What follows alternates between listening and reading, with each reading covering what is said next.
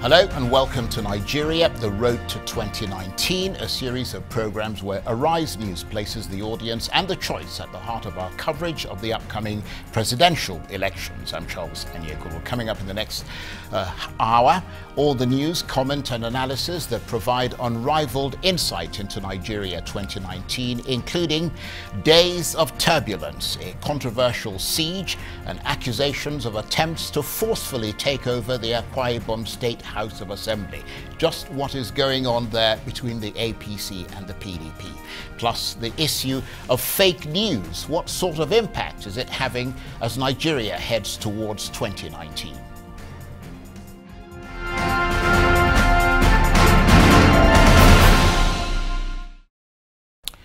We begin, though, in the Niger Delta state of Akwa Ibom. After a turbulent few weeks of high-level defections, a controversial siege in the State House of Assembly, and persistent allegations of violence and a forceful takeover, the drums of political war appear to be beating loudly in the state.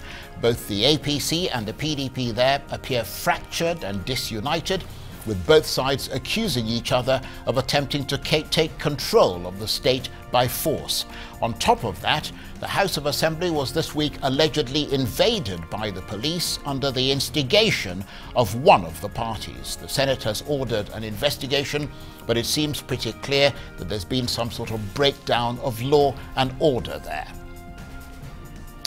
Well, for more on the evolving crisis in Akwa Ibom State, I'm joined now in the studio by Emem-Obong, a publicity secretary in Akwa Ibom State for the People's Democratic Party, the PDP. And I have to say that in the interest of balance, we did try to get someone in from the APC, but there was no response. Thank you very much indeed for coming. Thank you, Charles. You look great. Well, you're looking pretty good yourself for a guy who's under tremendous pressure. No, I'm not. I like that. So it's all in a day's work, is it? Yeah, just the normal things. It's happened before, and after a while it would pass. I don't know if I'd say normal, but let's first of all set the stage or set the scene for us. Just what is going on in the Akwa Ibom State House of Assembly, bearing in mind that you are obviously going to tell the story from the perspective of the PDP, which is your party. No, I'm going to tell the perspective from the point of sanity. Before being a member of, I wasn't born into PDP. When I was born, there was no PDP. I need an Akwa Ibom state. I was born into an Akwa Ibom that had no political party at that time, and we grew through military era into the point where we now have political parties. So I'm going to speak as a citizen of Akwa Ibom, primarily before I speak for the party. Now, to the extent of that... So let's do it this way then. If you're speaking as a citizen of Akwa Ibom State, first of all, how concerned are you by what is going on in the House of Assembly? I'm deeply concerned because the legislature, like you know, is the primary symbol of democracy. You see, even if in military juntas you still have the judiciary, the military becomes the executive. But the legislature is the primary, is the face of democracy, and therefore any attack on the on the legislature is directly an attack on democracy, because that's where the elected representatives of the people make laws that the executives will execute and the judiciary will have to interpret. To that extent, the situation happening now has happened before, which is where I'm going to take you a little bit into history, then bring you back. In 2014, the State House of Assembly had 5 members defecting from the PDP, and these defections happen very close to elections. If people want nominations and for one reason or the other they're already sitting members of the House and can have a re-election nomination into either their offices or into a fresh office if they are going higher, you know. So most times they get angry and feel that, look, if I'm a sitting member, I have a stake already and I can't have nomination, so they defected. And that was when His Excellency Chief Godswill Akpabio was governor in 2014. The Speaker, who is now in the House of Representatives, Right Honorable Sam Ekon, went to the House of Assembly, there was no case, and activated Section 109 sub 1G.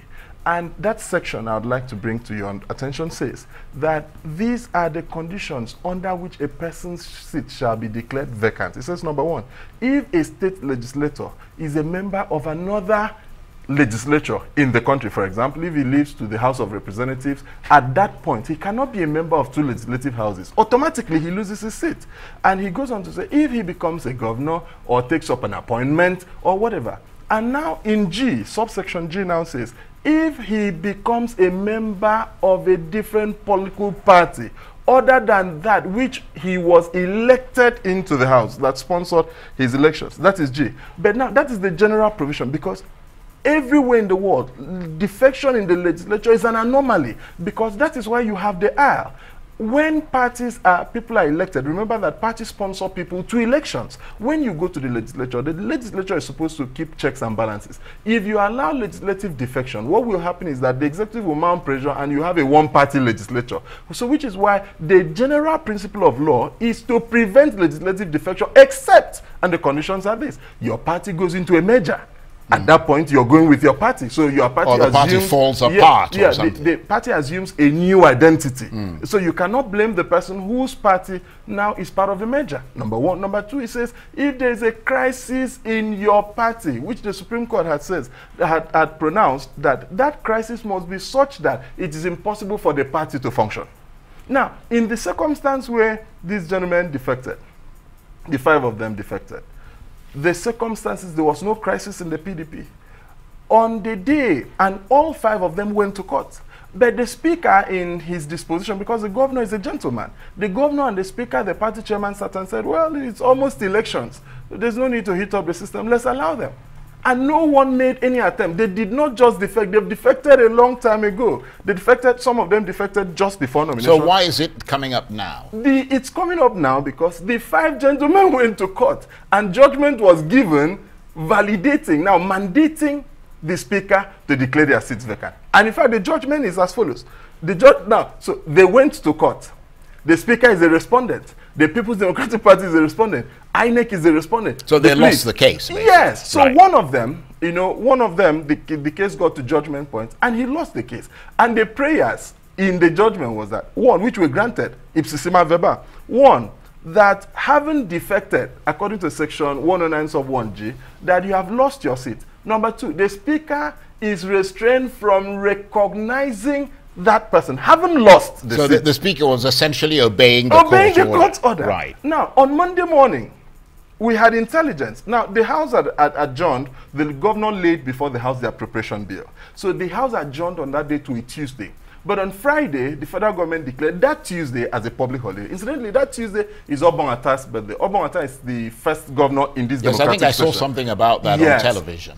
So the business of the House for that day was to eulogize Obong Atta and to advise the state government to immortalize him by naming a structure, and to undertake the second reading of the budget, which was laid before, the appropriation bill, which was laid before the House.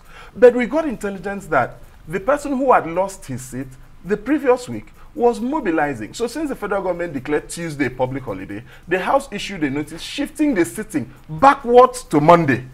Because if you wanted to eulogize Obong Atta, there's no need eulogizing him after his birthday. So they shifted a day backward so that they could attend to the issues they would have attended to on Tuesday. And the person who lost at the court, who had at that time understood that, listen, and the speaker, the week he got the judgment, has said, I will abide by the judgment. He mobilized APC people, led by the state youth leader of the party, and their faces were shown. They mobilized people there. We got intelligence. As at 2 a.m., I issued a statement that, listen, this is what they are planning to do. They intend to invade the House of Assembly, and we called the attention of security people to protect the House. As we had said, because we had credible intelligence, by 6 a.m., people had taken over the House. But luckily, the police were there and prevented them from entry. When you say taken over the House, because... The premises. Right. The PDP controls that State House of Assembly, doesn't it? Yes. It's the dominant party there. Yes. Right. So you're saying that this small faction of 5 defecting members of the House took over the State House of Assembly, or attempted to do that. They mobilized people who blocked the entrance, the official entrance into the House, which is what we alerted security agents would happen, and it happened. But the speaker, who is a former student union government president, thought that, listen, we could explain to this mob. But let me get something straight. Were they trying to gain entry into the House of Assembly, and you mobilized the police to stop them from gaining entry? The because mob, there are 2 different issues here. The mob was trying to gain entry. At mob. that point, yeah, the Right, mob. okay. The mob was trying to get an entry. They set up bonfire, which is, I'm sure you've seen some of those pictures. Right. They set up bonfires around, and Well, setting up a bonfire doesn't mean they're invading. I mean, No, no. they might well have been outside the building. They were outside in the support building. of the people. No, they were came. outside the building. Right. They were chanting. They set up bonfires, and were approaching the House of Assembly. So the Speaker heard and came himself and tried to address them to say, listen, this is the situation. Right. What you're fearing is not on our order paper. If it is for the member representing it too, the judgment is self-actualizing. It had already happened. But if it is for the remaining members, it is not on the order paper. We're not doing this. I have a discretion kept on me by the Constitution. I have withheld my discretion. So what were these 5 people trying to do on that day? What were they trying to achieve? Oh, they were trying to prevent the House from sitting because Right. they thought that immediately the House sits, that their seats will be declared vacant. Right. They thought so. So at that point, when the Speaker got back and the members of the House of Assembly finally drove in a convoy through into the House of Assembly because they had the right to do so. And they sat because they needed to honor And declared their seats They vacant. sat, and the Speaker now brought to the attention of the House, remember, this judgment is self-activating, that, listen, I had said that I will abide by this judgment. I'm now informing the House formally that these judgments haven't declared his seat lost and haven't prevented me from recognizing him. Distinguished colleagues or honorable colleagues, I hereby inform you, in case you don't see that guy again, that I am restrained, you two are restrained from recognizing him as a member. That done. Now, for the other 4 people, the Constitution in Section D provides. I had a discretion which I refused to undertake. But that I refused to undertake it yesterday doesn't prevent me from undertaking it today. And for mobilizing to attempt to stop an assembly when we have been very civil. Gentlemen, I now resume my discretion and I act according to the Constitution. You declared their seats vacant. Right, but is there a case for the fact that when this initially happened in 2014, you did not, the House of Assembly saw it fit not to take action, and in other words set a precedent in which essentially for people looking from the outside in seemed to suggest that, you know, we are not going to take this further for whatever reasons they were, either political considerations or whatever. And you said that it was just, and the only motivation for this change is because a court order was then subsequently issued. Now, recall that in 2014, when it happened, the seats were declared vacant. Right. I've said that. 5 people had their seats declared vacant in Akwa Ibom State. There's a precedent. No. Were the seats actually declared Yes. vacant, or was there a threat to declare the seats vacant, and the governor at the time said, no, let's not do this? All the parties are alive. None of them has died. Both the Speaker and the people whose seats were declared vacant. He was under Chief Akpabio's tenure. So they went to court because their seats had been declared vacant? No, you don't get it. In 2014, Right. we're coming from a precedent that people defected and their seats were declared vacant. Yeah, that's what I'm saying. In 2018, people defected, and a governor in his disposition aligns with the Speaker and says, well, elections are by the corner. Okay, I understand what you mean. Allow Right, them. Okay. And the party goes on a restraint, says, well, gentlemen, can we allow them? Right. And they now go to court. Right, okay, I see what you mean. So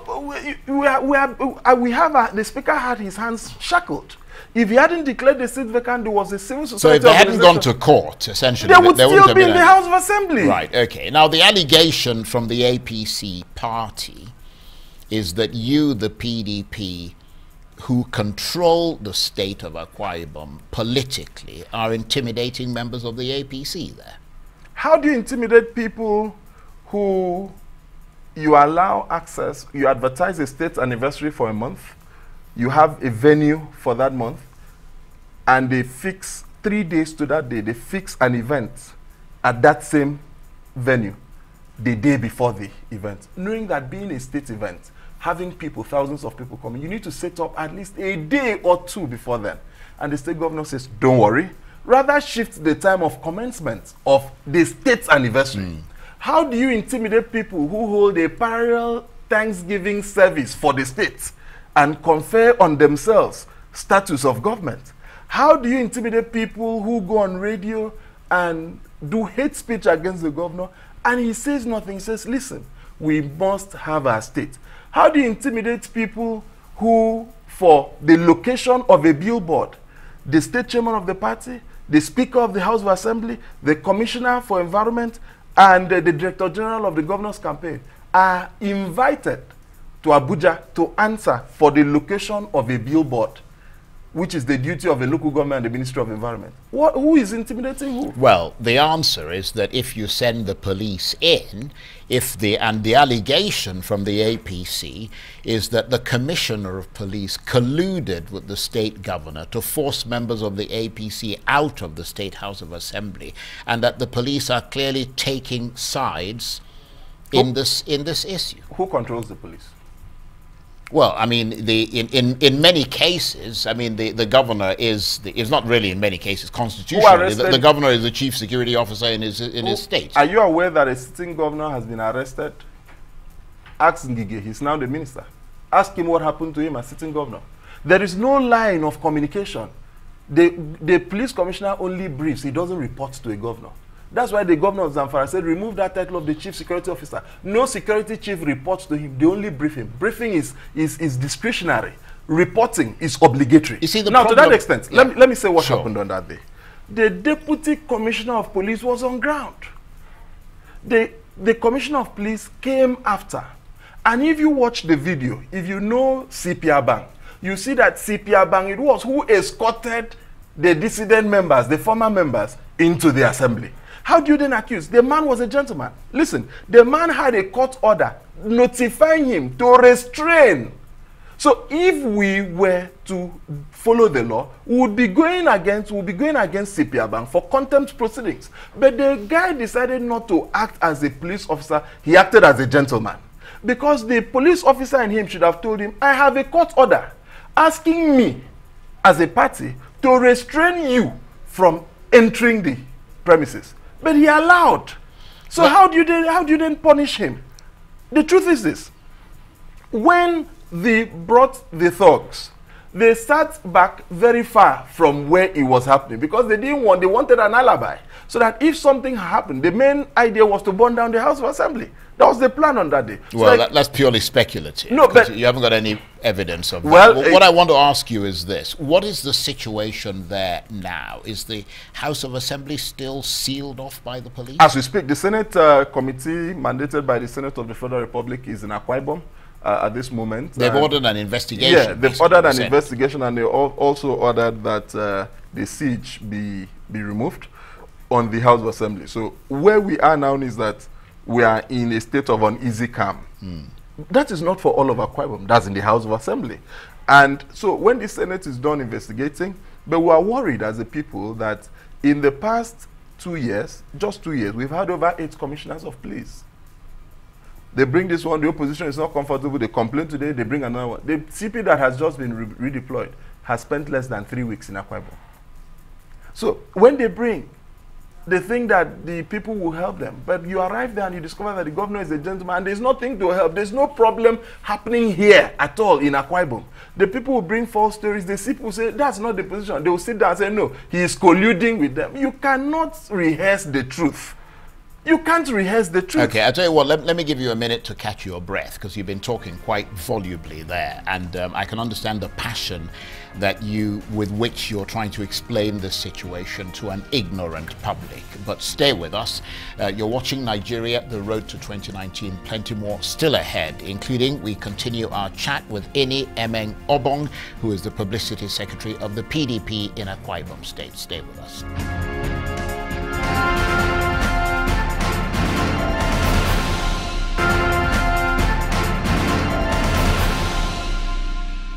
Welcome back to Nigeria, the road to 2019. I'm Charles Anyegolo. Now let's continue our chat with Emem-Obong, who's the publicity secretary in Akwa Ibom State for the People's Democratic Party, the PDP, and talk more about the evolving crisis in the state. You got my surname correctly. Help me with yours.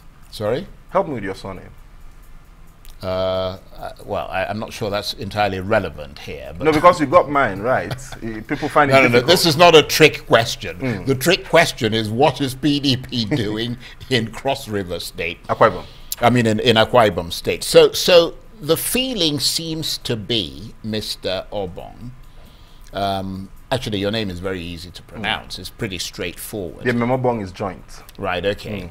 The feeling seems to be that with elections just round the corner, the two main parties, the PDP and the APC, are using Akwa Ibom, albeit unwittingly, as a test of strength to see how things might go in February. I mean, do you see this as the two parties squaring off against each other ahead of the 2019 ballot? I don't see that. I rather see people who are certain that the elections won't go their way, trying to create a security situation that should attract what they call a federal might, so that we can have 30,000 policemen sent to Akwa Ibom. I tell you, we had predicted this line of activities a long while ago, and we had said to the world that, listen, these people are going to try to create security situation. They created in a part of Akwa Ibom called Ukanafun and Emem-Obong. We resolved it. The governor resolved it, and we had peace. When you there. say these people? The APC, members Right. of the APC. And the same people who promised the Warsaw situation, they're going to try to create security situation to attract the federal government to either declare a state of emergency in Akwa Ibom State, or at the point the elections of Akwa Ibom will be put on a different date than the general election, so that they can mobilize security and come there. You know, immediately the federal government gets the feeling, rightly or wrongly, that look, it's a flashpoint. So they want to create Akwa Ibom into a flashpoint situation. And we said, listen, that is why my party is not reacting at all. Of all the thugs and people who were brought to the gate of the House of Assembly, you see it's just one-sided. You see posters of the APC and all that. That's why there wasn't any confrontation. We allowed them to punch the air. Now, because it is not that we don't have people. It is not that people didn't want to come out. We said, no, leave, don't play. It's a part of the playbook. Don't play into it. Recall that in 2015, when after the elections into 2016, when we were in the Supreme Court, a playbook was brought that showed that, listen, we can take the elections by getting judgments. And when this case gets to the Supreme Court, we can get people to approach. When the issues got to the Supreme Court, and judgment was given on the basis of the law, which is constant, which is predictable, on the basis of the law. Thereafter, Supreme Court justices were being haunted. And you saw Supreme Court justices writing, we saw letters being leaked and saying that, listen, so person from APC Akwa Ibom approached me with so person, incidentally, who is the Minister of the Federal Republic now. And I said, no, I cannot. My Lord, recall, I came to you. Now, that tallied with the leaked playbook. And a playbook is out again now. Well, you see, the thing about this, Mr. Emem-Obong, is that it's all just ferociously confusing for a public who are not directly involved in the crisis. I mean, it's about you. I mean, if we had the APC now, they'd be saying something completely different. And to the Nigerian public, they sort of lose interest, for the simple reason that it's another family of politicians squabbling with each other, vying for power, vying for position, and completely, I mean, oblivious to the fact that they are there under the stewardship. They were given that stewardship by the people, and they're simply fighting each other, trying to grasp as much power as possible, and their sense of responsibility to the people who gave them the power just doesn't exist. So it matters very little whether it is the APC or the PDP, apart from the fact that there are two parties that are entirely interchangeable, to the extent that the APC evolved out of the PDP, or at least a significant part of it. I mean, you've got people changing sides all the time. I mean, you guys are like a bunch of little kids, and that's why there's a lot of talk about and a lot of attempts to try and inspire a third force in Nigerian politics that is completely fresh, to try and take away this, you know, mantle of leadership that is oscillating between the APC and the PDP. You know what? Your assessment depends on who you see. I can give you an invite to Akwa Ibom, allow you freely to walk through. in my state created in 1987. I didn't think I needed to be allowed to walk through No, no, freely. I would have thought that would be my right as a Nigerian. No, it's not everywhere. I'm sure I won't. There are places in Nigeria I won't invite you. I would invite you, and you'd ask me for security details. Yeah, but we don't think that we certainly assume that Akwa Ibom has not degenerated to that level. There was a time in we're not talking about, you know, there was a time in Akwa Ibom territory. There was a time in Akwa Ibom you would not agree to come and walk freely. Ask around. This governor has brought peace, has brought safety, has brought prosperity. I was about telling you that I don't argue with your assertion. You're here in Abuja and you see a lot of national comedians. In fact, you said we're like little children. No, some have ascribed to themselves the title of comedians. And in fact, jokers. People, yeah, jokers. And they see their their environment as a cinema or a comic square. Now, but in Akwa Ibom, governance is taken seriously. My governor, who is currently sitting there, was serving excellently as an executive director of Zenith Bank. Before coming there, he started banks, he was in London, so he's not desperate. He didn't build his first house as governor. He didn't become landlord in Lagos as governor. That is why he's taking a different approach. If this thing happening now, this siege happening now, were to happen 4 years ago in Akwa Ibom, you would have known how politicians react. The guy is a gentleman. But I was about to tell you, this is the first time since 1987 that a government has started an industry and it's running in Akwa Ibom. So governance is getting to its roots. People would tell you, if you ask, that we were famed in the recent past as a state where people just come and pick money. It's not happening again because the money is now having value in the system. We have, at the last count, more than 7 industries running in Akwa Ibom. And the gentleman is not interested in the political aspect of governance. He's interested in, he tells you that without an economic foundation, political power is useless. That's Udom Emmanuel. That is why people don't see him running around, boasting around. Right, okay, we're almost out of time. We're almost out of time. Just very quickly, how might this situation be resolved in Akwa Ibom? It's just the rule of the law. A court order has been given that has been effected, irrespective of the fact that that same judge went and sat and gave a stay of execution.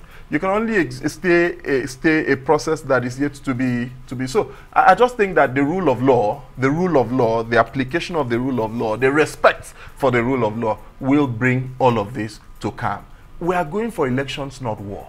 Let us prepare. Let the APC prepare for elections. Let them not prepare for war. That's my suggestion. That's how I think that we're going to be able to resolve the issues. Okay, Emem-Obong, Publicity Secretary of the PDP in Akwa Ibom State, I want to thank you very much indeed for coming in. Thank you. You're watching Nigeria, the road to 2019. Plenty more still ahead, including we discuss the issue of fake news and its increasing impact as the politics of Nigeria heads towards an election. Stay with us.